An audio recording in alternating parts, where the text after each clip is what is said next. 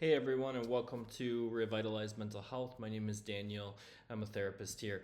And one of the topics that I've been just thinking about, reflecting on, but also helping a few men heal from is this concept of trusting yourself after betrayal trauma. And some of the key components that I often see are after it's done, after the betrayal is done and it's out in the open, people are kind of like, well, what do I do now, right? I didn't really trust myself to enter into a relationship with this person, and I found that out afterwards. But now, how do I trust myself to make the right decision whether I want to stay in the relationship or if I want to exit the relationship? And then also, if there is an exit, how do I trust myself in finding a future partner down the road, right? So, one of the things I work heavily on with men is a being patient inside this process, right? The betrayal is such an overwhelming event. It's so powerful that there's this visceral component, the cognitive component, maybe even like a spiritual or religious component, right? And then just the human component of being hurt, feeling betrayed, right? Having this intense boundary violation that you had set with your partner, and now it's been, just vanished out of thin air. Where do you find yourself, right?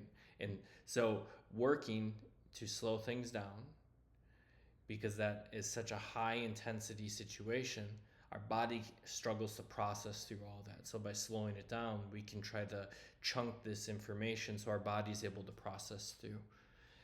Also, the other part of individual therapy we talk a lot on is reconnecting to the people, things, hobbies that you have enjoyed throughout your life, or maybe even that fell by the wayside, right? That can help bring in some semblance of meaning, some semblance of interest, right?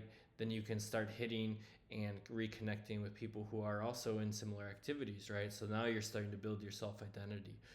But there's a big component when we experience the betrayal trauma as being cheated on, right? We start to doubt ourselves and how we are going to navigate this life, and it takes some time to uncover or repolish up that resolve that, A, that you can heal, B, that you are worthy of trust to give and both also receive trust, and that there are and learn cognitively and emotionally that people will also protect that once you are that vulnerable with them.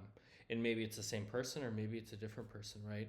And that's something that, will come with time, whether you end up staying or leaving a relationship. But this is just something that's been on my mind and has come up in my practice the past few weeks, and I wanted to make a short clip on YouTube. So I will link to my website, and there's our blog, so you can check that out if you want to read more on this topic, or if there are other topics like trauma, PTSD, first responders, stress, military, combat trauma, etc. So subscribe, follow along, and check out our website. Thank you.